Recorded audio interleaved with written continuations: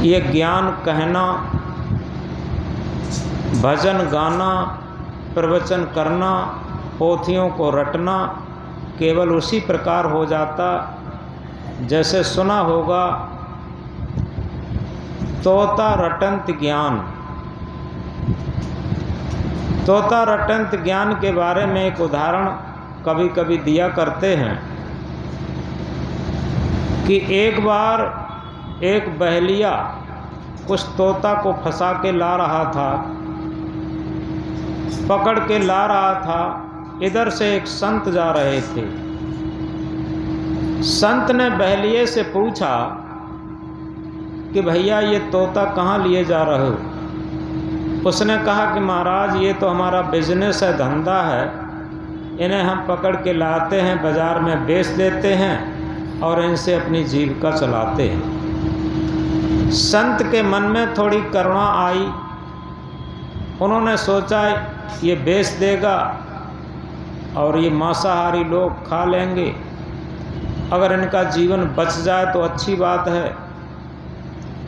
तो तोतों का मूल्य समझ करके, पूछ करके और महात्मा जी ने तोता खरीद लिए।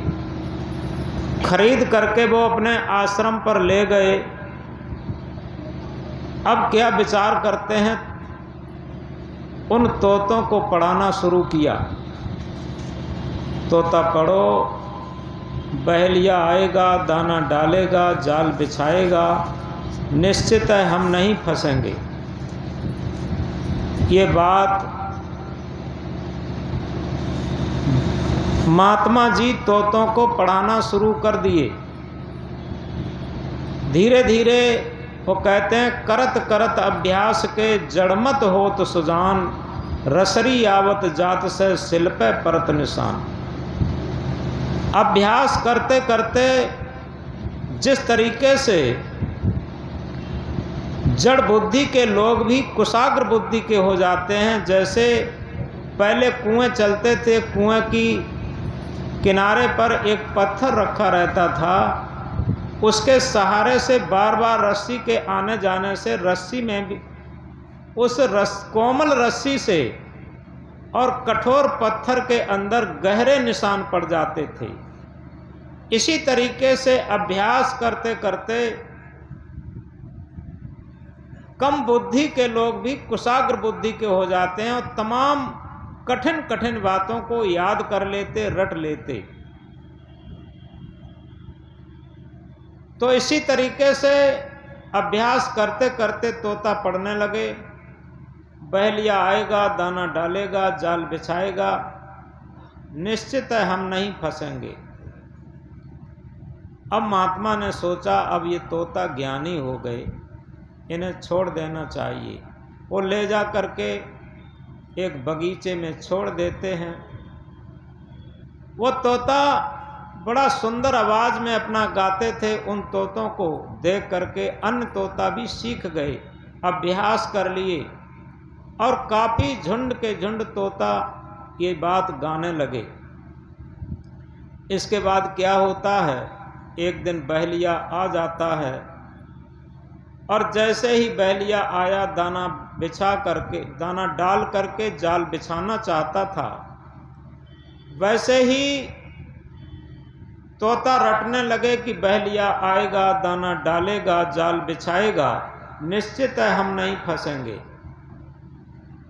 इतना सुनते ही बहेलिया घबरा जाता है कि ये तोता तो बहुत पढ़े लिखे हैं, ये कैसे फंस सकते। उसने जाल कंधे पर डाला और चल दिया। घर पे पहुंचा, उसके पिता ने पूछा कि बेटा आज तो तुम वैसे ही जल्दी चले आए, कुछ फंसा के नहीं लाए। लड़के ने कहा कि पिताजी क्या बताएं, आज एक ऐसे जंगल में पहुंच गए, ऐसे बगीचे में पहुंच गए जहां सारे तोता पढ़े लिखे थे, और हमने जैसे ही जाल बिछाना शुरू किया वैसे ही तोता पढ़ने लगे कि बहेलिया आएगा, दाना डालेगा, जाल बिछाएगा, निश्चित है हम नहीं फंसेंगे। पिता अनुभवी था। पिता ने कहा कि बेटा देखो, तुम भोजन वोजन कर लो, जाओ और वहीं दाना डाल के जाल बिछा देना, थोड़ी देर प्रतीक्षा करना और देखना वही पढ़े लिखे तोता इस जाल में फंसेंगे।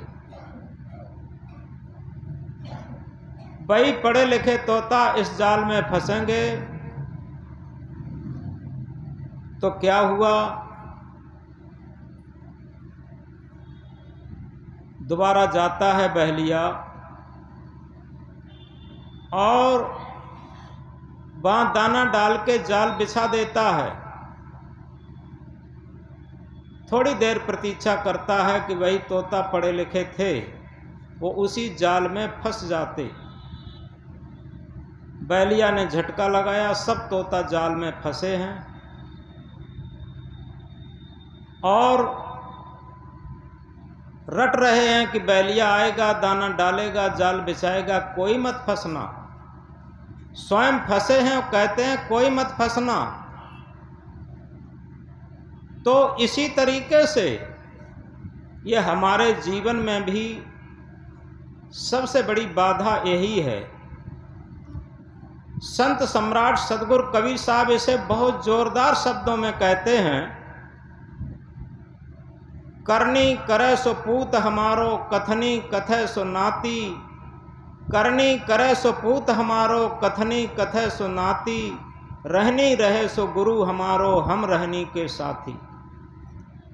जो केवल ज्ञान की बातें कहता है करता नहीं, मोह के बड़े लबार,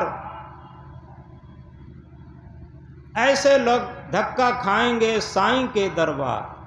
जो कहते तो बहुत लंबी चौड़ी बातें हैं लेकिन उस पर चलते नहीं हैं। निश्चित है यहाँ कितने भी धांधली चला ली जाए, लेकिन जो हमारे कुसंस्कार बन रहे हैं उन्हें दुनिया में कोई नहीं रोक सकता। वहां पर कोई भी रिश्वत काम नहीं करेगी, कोई भी दिखावा काम नहीं करेगा, कोई भी छलावा काम नहीं करेगा। बुद्ध ने अपने धम्मपद पुस्तक में कहा है, राग से बड़ी कोई आग नहीं और द्वेष से बड़ा कोई नरक नहीं। यथार्थ में हम लोग जब पढ़ते थे तब एक प्रार्थना कही जाती थी, उसमें एक लाइन आती थी, बड़ी सुंदर है, राग द्वेष से मुक्त रहें हम जड़ चेतन के स्वामी। यथार्थ में अगर हम कहीं राग करते हैं तो कहीं द्वेष जरूर होगा, ये सूत्र है। और जो सच्चा प्रेम होता है वो आत्मीयता का होता है, वहां राग द्वेष नहीं होता, छल कपट नहीं होता, धूर्ताई नहीं होती, ठगाई नहीं होती। लोग बहुमत के आधार पर, पैसे के बल पर, ताकत के बल पर इस राग द्वेष और छलावा में पड़े रहते। लेकिन जो सत्य पथ है, धर्म पथ है, आत्म पथ है, भक्ति पथ है, वहां पर ये दिखावा नहीं चलता। और तभी तो कहा है, दिखावा छोड़ दो प्यारे, तभी कुछ हाथ आएगा। ये जीवन क्षणिक है, क्षण में काल के गाल जाएगा। जितना हम धर्म के नाम पर, भक्ति के नाम पर दिखावा करते हैं, यही सबसे बड़ा छलावा है, अपने साथ भी और दूसरे के साथ भी। तो इस तरीके से अगर हमारे अंदर सच्चाई और ईमानदारी के साथ हम भक्ति पथ पर, मानवता के पथ पर, कल्याण के पथ पर चलते हैं, तो निश्चित है हमारा सूत्र हो जाता है, सब घट तेरा साइयां सूनी सेज न कोय, बलिहारी घट तासुकी जाघट प्रगट होए। सब घट के अंदर वही आत्म परमात्मा विराजमान है, कोई भी सूनी सेज नहीं है। लेकिन सदगुरु कबीर साहब इंकलाब करके कहते हैं, उसी घट की बलिहारी है जिस घट से प्रकट हो जाए। अन्यथा तो जीवन में उस आत्मा की अवहेलना की जाती। यथार्थ में जो सत्य पथ पर चलता है उसके बहुत विरोधी होते। आप इतिहास उठा के देखिए, बुद्ध का जो चचेरा भाई देवदत्त था पूरे जीवन विरोध में बना रहा, और ऐसे ही कबीर साहब के अनेकों विरोधी थे। स्वामी दयानंद को जहर दिया गया, सुकरात को जहर दिया गया, ईसा मसीह क्रूस पर लटकाए गए। जो सत्य के पथ पर चलता है उसके लिए इस असत्य के संसार में बहुत बाधाएं हैं। तो इसलिए सबसे बड़ी बात यह है कि उन बाधाओं से हम घबराएं नहीं। जब उन बाधाओं से हम घबराएंगे नहीं तो बुद्ध ने ही एक जगह लिखा है अपनी धम्मपद पुस्तक में कि जो निर्दोष को दोष लगाता एवं उसके प्रति ईर्ष्या करता, निश्चित है उसे कहीं न कहीं बहुत बड़ा उसका परिणाम भोगना पड़ता है। इसलिए सबसे बड़ी बात यह है, सदगुरु कबीर साहब एक महामंत्र में कहते हैं, वो तो वैसा ही हुआ तू मत हो अयान, वह निर्गुणिया तू गुणवंता मत एक में शान। दुनिया बहुत बड़ी है, किस किस के पीछे लगा जाए। सबसे बड़ी बात यह है, क्या हम अपना सुधार कर रहे हैं? क्या हम स्वयं अपनी भक्ति कर रहे हैं? क्या हम स्वयं अपने कल्याण के पथ पर चल रहे हैं? सत्य के पथ पर चल रहे हैं? आत्मा के पथ पर चल रहे हैं? यह जीवन की सबसे बड़ी जीत है। अन्यथा तो उस तरीके से हो जाता जैसे एक गांव के बाहर एक पुलिया बनी थी सड़क पे, वहां पर एक आदमी बैठता था। सुबह को गांव के जितने भी पशु जाते थे उन्हें गिनता था, गाय भैंस बैल जो कुछ भी जाते थे, और शाम को जब लौट के आते थे तब सबको गिनता था और इसके बाद चला आता था। इसी तरीके से हम संसार में सारे मानवों की गिनती करते हैं, कौन कैसा क्या है। ये सब उसी प्रकार है जैसे वो गांव के बाहर बैठ करके गिनती करता है, आखिर उसे कुछ नहीं मिलता। इसीलिए हम एक महामंत्र बहुत बार कहा करते हैं, झांक रहे सब इधर उधर अपने अंदर झांके कौन, झांक रहे सब इधर उधर अपने अंदर झांके कौन, दुनिया सुधरे सब चिल्लाते निज को आज सुधारे कौन। पर उपदेश कुशल बहु तेरे, पर उपदेश कुशल बहु तेरे, निज पर आज विचारे कौन, निज पर आज विचारे कौन। हम सुधरेंगे जग सुधरेगा, इतनी सी बात विचारे कौन। यथार्थ में हम भक्ति के पथ पर, कल्याण के पथ पर, सत्य के पथ पर, परमार्थ के पथ पर जितना हम स्वयं चलेंगे उतने ही हमारे संस्कार अच्छे बनेंगे। दुनिया में सबसे ऊंची संपत्ति है अच्छे संस्कारों की पूंजी। और इसीलिए कहा, संग चले सोई धन है प्यारे, छूट जाए सोई माया। जो हमारे साथ जाने वाली अच्छे संस्कारों की पूंजी है वही सच्चा धन है। और जो चीज़ें यहाँ पर छूट जाती हैं, शरीर से लेकर, सगे संबंधी से लेकर, मित्र मंडली से लेकर, जो कुछ भी चीजें छूट जाती हैं वो सब माया के अंतर्गत आती हैं। एक पुरानी कथा है, जब राजा महाराजा हुआ करते थे, एक राजा का महल था और पुराने महल आज जैसे लेंटर वगैरह नहीं होते थे, तो उसका महल रहा होगा पुराने टाइप का, और उस पर एक आदमी रात में 12 बजे चढ़ कर के आवाज कर रहा था, धम धम की उसकी पैरों की आवाज हुई। राजा जागा। जब राजा जागा तो बाहर निकल के आया। उसने कहा कि छत पर कौन है, धम धम की आवाज कौन कर रहा? उस व्यक्ति ने कहा कि कौन नहीं है, हमारा ऊंट खो गया है और ऊंट को मैं खोज रहा हूं, इसलिए ये धम धम की आवाज हो रही। राजा ने कहा, क्या तुम पागल तो नहीं हो गए? कहीं तुम्हारा ऊंट राजमहल की छत पर कहां से आ गया? तो उस व्यक्ति ने कहा कि हम ही पागल नहीं है, पागल तो तुम भी हो।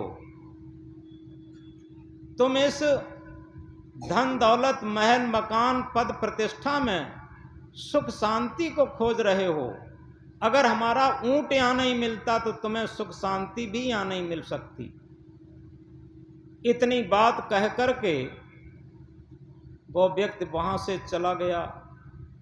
राजा ने बात समझी। उसने कहा कि निश्चित है ये कोई व्यक्ति नहीं होगा, ये कोई सच्चा फकीर रहा होगा जो हमें जगाने के लिए आया। और आधी रात की बात थी। आधी रात को राजा को चैन नहीं आया, नींद नहीं आई। वो विचार करने लगा कि बात तो बिल्कुल सही है। जन्म से लेकर आज तक जिस सुख के लिए हम लालायित रहे, जिस सुख के पीछे हम घूमते रहे, निश्चित है वो सुख गूलर का फूल रहा। और वही हुआ। सुबह को ब्रह्म मुहूर्त बेला में राजा राजमहल छोड़ करके और चला गया उस शांति की खोज में, उस सत्य की खोज में, उस आत्म परमात्मा की खोज में। तो इसलिए जब हम अपने ऊपर इन चीजों को समझते हैं कि हम कितना अपने अंदर गलतियों को पाले हैं, कितना छल कपट करते हैं, कितनी बेईमानी धूर्ताई ठगाई करते हैं, तब समझ में आता है। और तभी हमारी आत्मा के अंदर कचोटन पैदा होती है। और उस कचोटन में अगर हम जाग जाते हैं तो निश्चित है हमारे अंदर से दुर्गुण निकलना शुरू हो जाते, बुराइयां निकलना शुरू हो जाती, हमारी भक्ति शुरू हो जाती, हमारा भजन शुरू हो जाता और हमारे अंदर मानवता का प्रादुर्भाव हो जाता। जिस मानवता के लिए ये सारे शास्त्र बने, जिस मानवता के लिए ये सारे तीर्थ व्रत पूजा पाठ बने, वो सारी मानवता तभी आ पाती है जब हम अपने अंदर के विकारों को देखना शुरू करते। यथार्थ में हमारे जीवन की गहराई तभी आ पाती है जब हम बाहर से मुड़कर के अपने अंदर देखना शुरू करते। क्योंकि सत्य की गहराई सत्यता से ही देखी जा सकती, असत्यता से नहीं। और इसीलिए कहा, इन आंखों से हर नहीं देखें, नैन तीसरा खोल, प्यारे सदगुर सदगुर बोल। यथार्थ में हम इन आंखों से, और इसीलिए कहा जाता है कि कानों का सुना हुआ और आंखों का देखा हुआ भी कभी कभी असत्य हो जाता। इसलिए जो आत्मा के तल पर, विवेक के तल पर जो बात ठहरती है वही सत्य होती। क्योंकि आंखों का देखा हुआ ये सारा संसार बुढ़ापे में असत्य हो जाता। और जिसे हम अपना मानते, जब हमारे वृद्ध अवस्था आ जाती है, जर्जर अवस्था आ जाती है, स्वार्थ नहीं चला पाते हैं, तब ये सारी दुनिया वीरानी नजर आने लगती, ये सब बदल जाती। क्योंकि आंखों से जो देखा था, कानों से जो सुनते हैं, वह सब झूठा नजर आने लगता। सदगुरु श्री अभिलाष साहब ने एक जगह लिखा है कि आदमी प्लाट खरीद के जब मकान और महल बना लेता है तब अपने मन में गुदगुदी मानता है कि हमने बहुत ऊंचा महल बना लिया, बहुत ऊंचा मकान बना लिया। लेकिन वही कुछ दिनों के बाद जब उसके नाती पोते हो जाते हैं तब वो नंबर 2 का आदमी हो जाता। उसका उस पर कोई अधिकार नहीं रहता। जिसने बनाया उसका कोई अधिकार नहीं, और जिसने नहीं बनाया उसका पूरा अधिकार हो जाता। तब जो वृद्ध लोग हैं अगर कोई बात भी कह देते हैं तो उनकी सही तरीके से बात सुनी नहीं जाती, सही तरीके से बात मानी नहीं जाती। इस तरीके से ये बात आंखों से देखी हुई और कानों से सुनी हुई बात झूठी उस टाइम लगती, पहले नहीं लगती। जब जर्जर अवस्था आ जाती है, वृद्ध अवस्था आ जाती है, तब ये सब झूठा नजर आने लगता।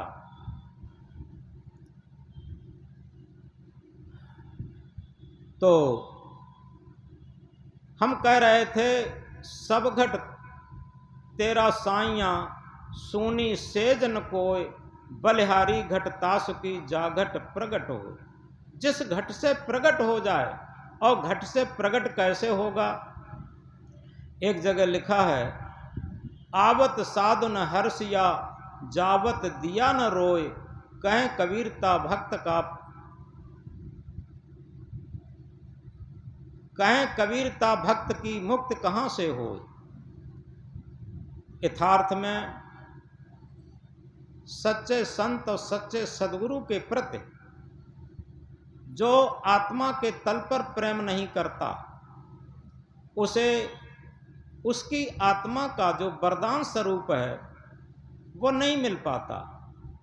उसे उसके अंदर भी छल कपट दिखाई देता, और तभी निश्चित है जिस तरीके से सदगुरु कबीर साहब ने कहा, आत्म ज्ञान बिना नर भटके, कोई मथुरा कोई काशी, पानी में मीन प्यासी, मोय सुन सुन आवे हांसी। यानी पानी में रहते हुए भी मीन प्यासी रहे, ये तो हंसी की बात है। इसी तरीके से सच्चे संत सदगुरु के सत्संग रूपी पानी में भी रह करके और हमारे मन की तृष्णा रूपी प्यास न बुझ पाए, हमारे मन को शांति न मिल पाए, तो ये क्या है? ये अपने मन का छलावा है। इसी तरीके से इसका आध्यात्मिक अर्थ है कि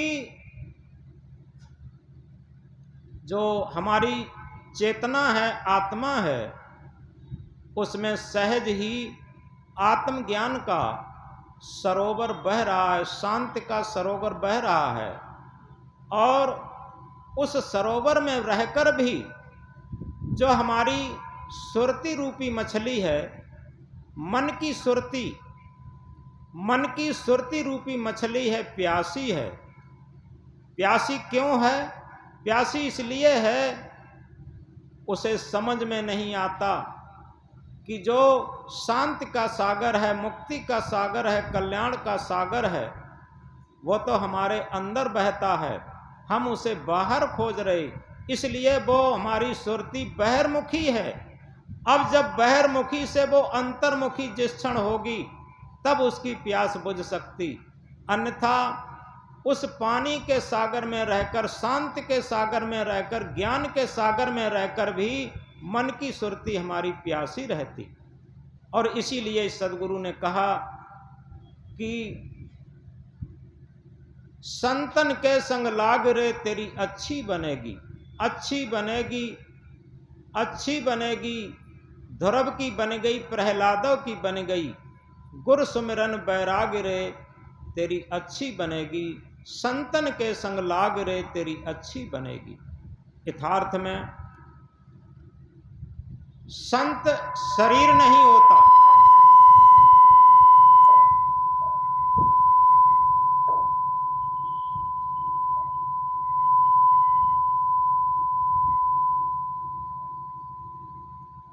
संत शरीर नहीं होता,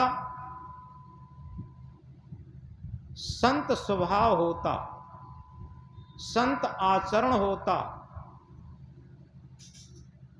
और इसीलिए सदगुरु ने कहा था, करनी करे सो पूत हमारो, कथनी कथे सो नाती।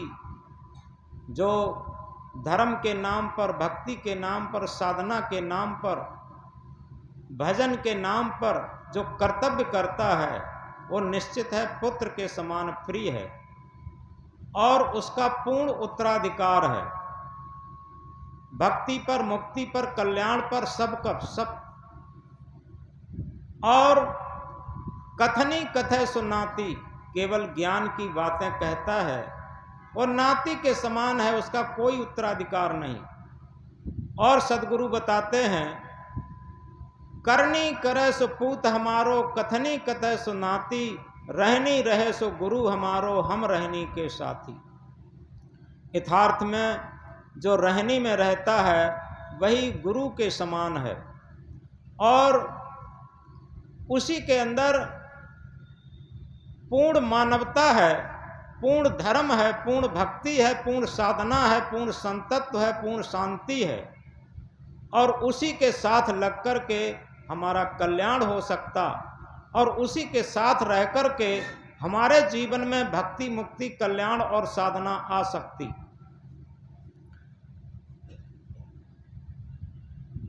लेकिन इसका उल्टा होता है, जैसे किसी को ज्ञान हो भी जाता है तो उसका अहंकार बहुत आ जाता, पद का अहंकार, प्रतिष्ठा का अहंकार, जमीन जायदाद का अहंकार और पता नहीं किस किस का अहंकार। और अहंकार से क्या होता है, उसके अंदर क्रोध भभकता रहता, जिसे अंग्रेजी के कोटेशन में कहा है, anger blows out the lamp of the mount. क्रोध मन के दीपक को बुझा देता, क्योंकि ये मन अगर आत्मा से जुड़ा होगा तो इसके अंदर आत्मज्ञान की ज्योत जलती होगी। और ये मन अगर अहंकार से जुड़ा होगा, सांसारिकता से जुड़ा होगा, वासनाओं से जुड़ा होगा, तो इसके अंदर स्वार्थ धधकता होगा। जितना मन जिसका स्वार्थी होता है उतना ही अहंकारी होता, और जितना मन जिसका निस्वार्थ होता है उतना ही वो निरंकारी होता, अपने आप और स्वाभाविक।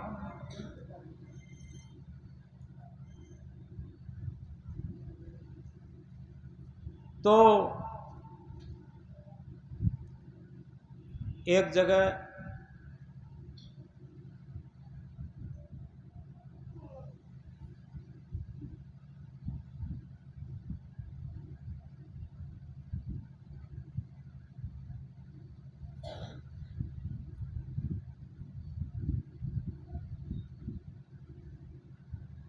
सत्य का जिज्ञास,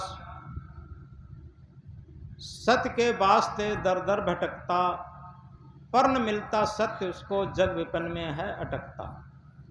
सत्य का जिज्ञासु सत्य के लिए दर दर भटकता, लेकिन उसको सत्य नहीं मिलता, क्योंकि सत्य तब तक नहीं मिलेगा, सत्य की जानकारी तब तक नहीं होगी जब तक वो अंतर्मुखी नहीं होगा।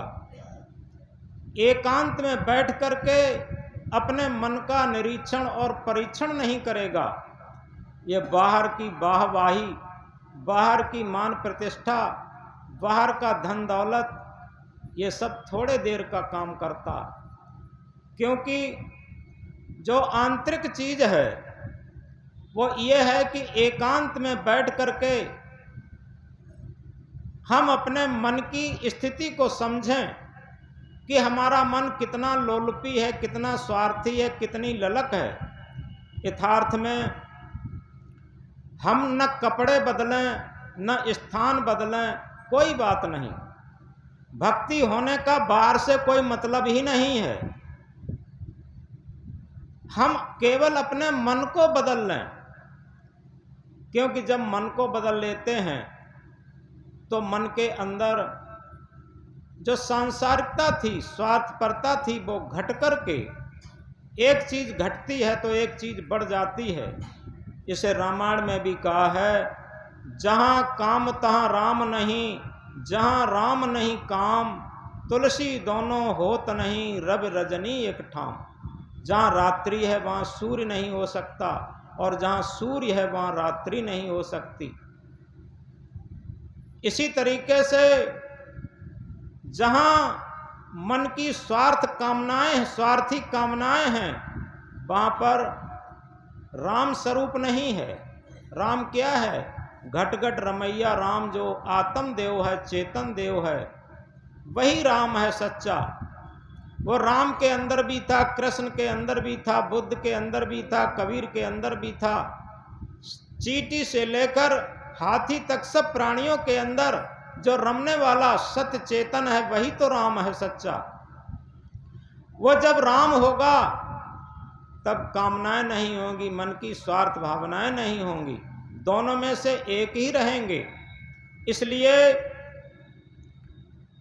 हमें अपने जीवन का निरीक्षण और परीक्षण करना है कि हम किसी भी क्षेत्र में हों, जैसे गृहस्थी क्षेत्र में भी अगर जितना हमारा मन निस्वार्थ होता जाएगा तो निश्चित है आपस में जितने भी सदस्य हैं उनके अंदर समझ में आएगी बात, और ये आती है।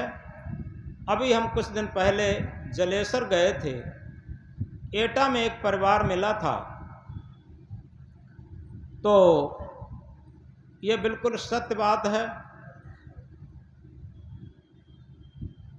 उस परिवार के जो पति पत्नी थे वो दोनों लोग हमारे पास आए। एक भक्त के यहाँ हम ठहरे थे। जब आए तो वो पति थे, वो लेखपाल से रिटायर हुए थे, और उन्होंने बताया कि गुरुजी, हमने पूरे जीवन में एक पैसा भी किसी से रिश्वत नहीं लिया, 1 रुपया भी किसी से रिश्वत नहीं लिया। और तहसीलदार अभी रिटायर हुए हैं एटा की तहसील से, उन्होंने हमें एक बहुत बड़ा पुरस्कार दिया था और एक प्रशस्ति पत्र लिख करके दिया था। पूरे उत्तर प्रदेश में एक ऐसा लेखपाल है जिसने 1 पैसा रिश्वत नहीं लिया। और उन्होंने अपने 2 लड़कों को पढ़ा करके वो कहीं प्राइवेट नौकरी में लग गए हैं। और इसके बाद वो क्या करते हैं, उनका गांव है सिड़पुरा के पास।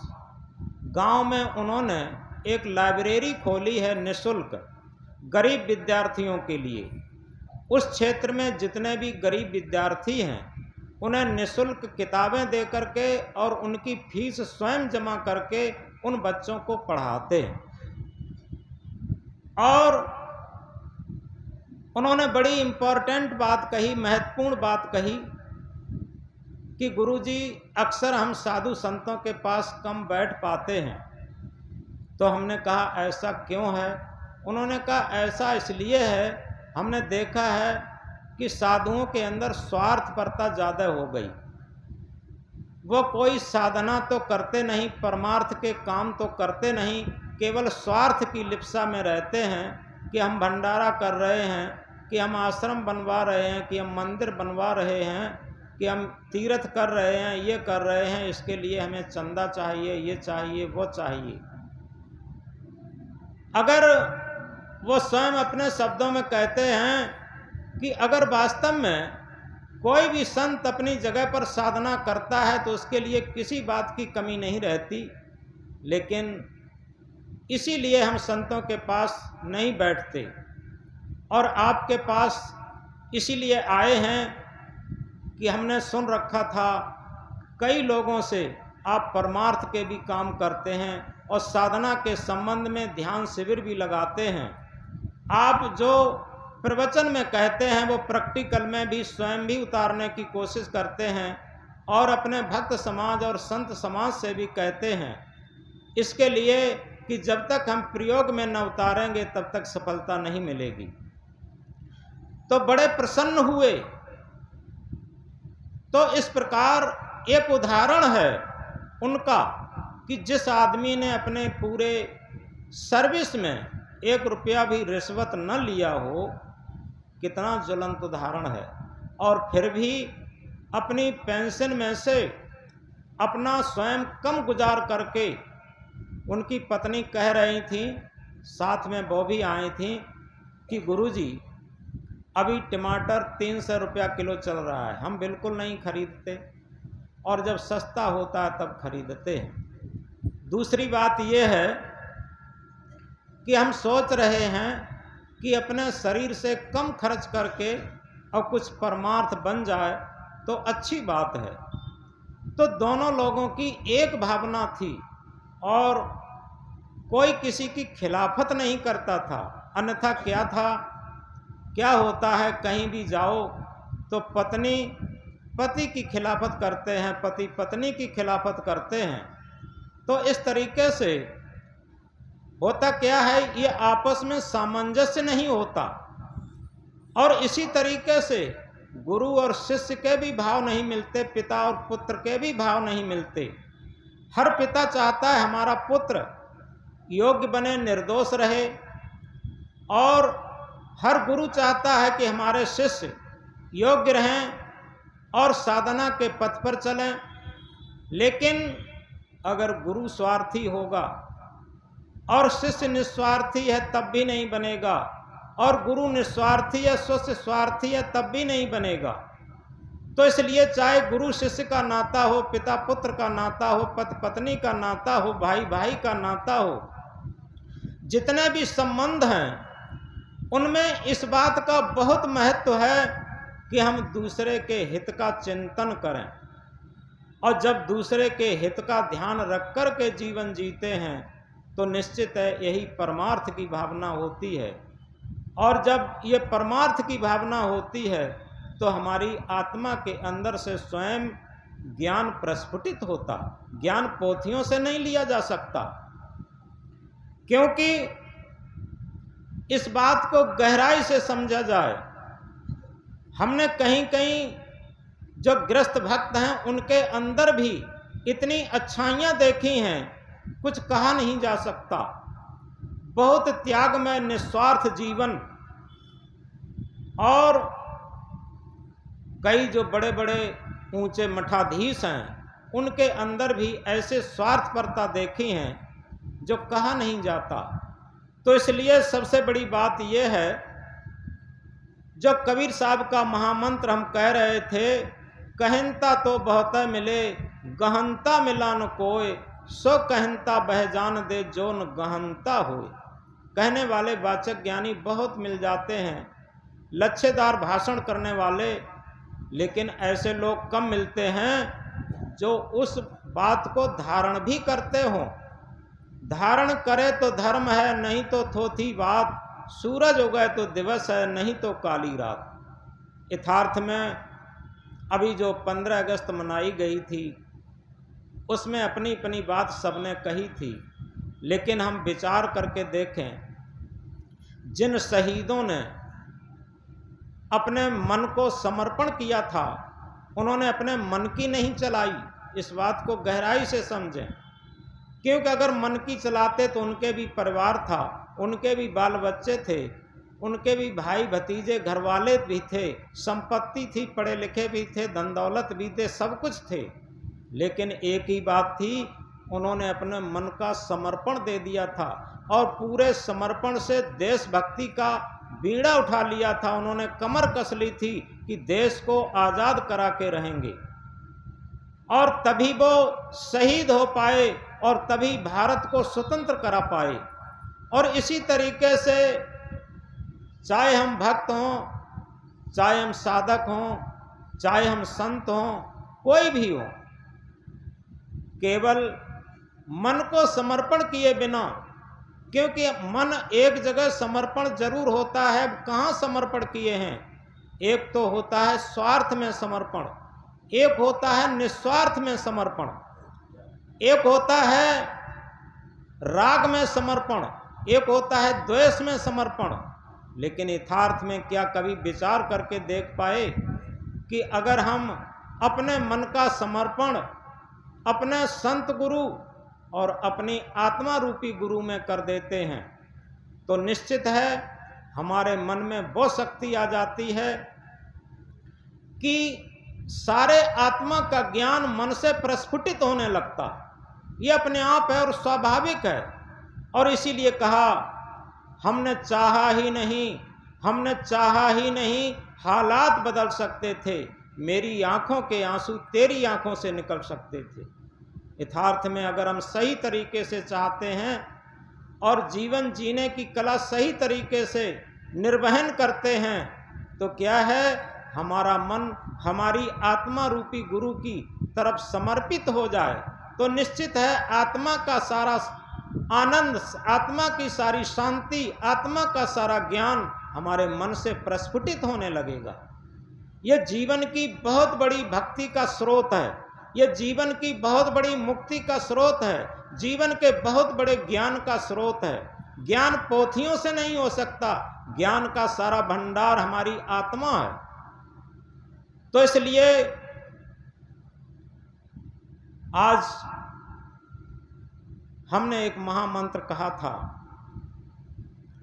सब घट तेरा साइया सूनी सेज न कोय, बलिहारी घट तास की जागट प्रगट हो। यथार्थ में उसी घट की बलिहारी है जिस घट से ये साईं सदगुरु गुरु आत्म परमात्म स्वरूप आत्मज्ञान स्वरूप ये जागृत हो जाए। सब घट के अंदर है, ऐसा कोई घट नहीं है, लेकिन जागृत तभी होगा जब हम हमारी ललक, हमारी तड़प संसार के और स्वार्थ की तरफ न होकर के अपनी आत्मा रूपी गुरु की तरफ हो जाए, अपने संत गुरु की तरफ हो जाए तो निश्चित है हमारे अंदर आत्मज्ञान प्रस्फुटित होने लगेगा। यह जीवन की सच्ची ऊंचाई है। इसलिए बहुत अधिक न कह करके बात खत्म कर रहे हैं कि आज बत्ती नहीं आई, केवल जनरेटर से काम किया गया। हमने देखा है पत्थर पिघलते हुए, हमने देखा है पत्थर पिघलते हुए, शीत जल से भी शोले निकलते हुए, शीत जल से भी शोले निकलते हुए। तुम न बदलोगे कैसे ये विश्वास हो, तुम न बदलोगे कैसे ये विश्वास हो। हमने देखा है मौसम बदलते हुए, हमने देखा है मौसम बदलते हुए। यथार्थ में 15 अगस्त के बाद आज पहला इतवार है, सत्संग हुआ है, तो इसलिए ये वीर वीरांगनाओं से लेकर सती साध्वियों से लेकर अगर मीरा का जीवन याद आ जाता है। मीरा ये राजरानी थी और मीरा क्या कहते हैं, मीरा मगन भई गलियां गलियां गुरु गुण गाने लगी। मीरा मगन कब हो पाई, उनके अंदर समर्पण था, अपने गुरु के प्रति निष्ठा थी। क्यों? उनके गुरु कौन थे? रविदास महाराज, जो जूता टाँकने का काम करते थे। कहाँ छत्राणी परिवार की मीरा और राजरानी घराने की, और कहाँ जूता टाँकने वाले रविदास महाराज को गुरु किया। उनके मन में कभी हीन भावना नहीं आई, और जब हीन भावना आ जाती है, द्वेष भावना आ जाती है, निश्चित है हमारे जीवन का पतन शुरू हो जाता। मीरा मगन भई गलियां गलियां गुरु गुण गाने लगी। गलियां गलियां में क्या गुण गा रही है? गुरु के गुण गा रही है, क्योंकि उस गुरु ने हमें वो कल्याण पद, मुक्ति पद, आत्म पद, आत्मज्ञान लखा दिया। इसलिए हम अपने जीवन में गुरुत्व को धारण करें। गुरुत्व हमारे अंदर से प्रकट होता। और इन 2 महामंत्रों को हम याद रखें कि सब घट तेरा साइया सूनी सेजन कोय, बलिहारी घट तास की जागट प्रगट हो। और आवत संत न हर्षिया, जावत दिया न रोए। कहें कबीरता संत को, संत ता कहें कबीरता भक्त की मुक्त कहाँ से हो। संतों को आते ही देख करके, या संत मिलन को जाइए तज माया अभिमान, ज्यों ज्यों पग आगे धरे कोटिन यज्ञ समान। यथार्थ में हम निष्काम, निश्चल, निर्द्वंद, निर्विकार मन को लेकर के, पवित्र हृदय को लेकर के जब संत के पास जाते हैं तो एक एक कदम हमारा तमाम यज्ञों के समान हो जाता, और इससे हमारे संस्कार धुलते हैं, सारे मलिन संस्कार कटते हैं, ये निश्चित है। जितने भी खराब संस्कार हैं वो कटते हैं। सत्संग एक ऐसी अविरल धारा है, पवित्र धारा है, जिसमें हमारे तमाम पापों के संस्कार कट जाते। और इसीलिए कहा तीर्थ वही जो कि पाप से तारत, पाप बही मन मध्य विकारा, सो सत संगत तीर्थ सत्य है, दुर्गुण नासत लागे न बारा।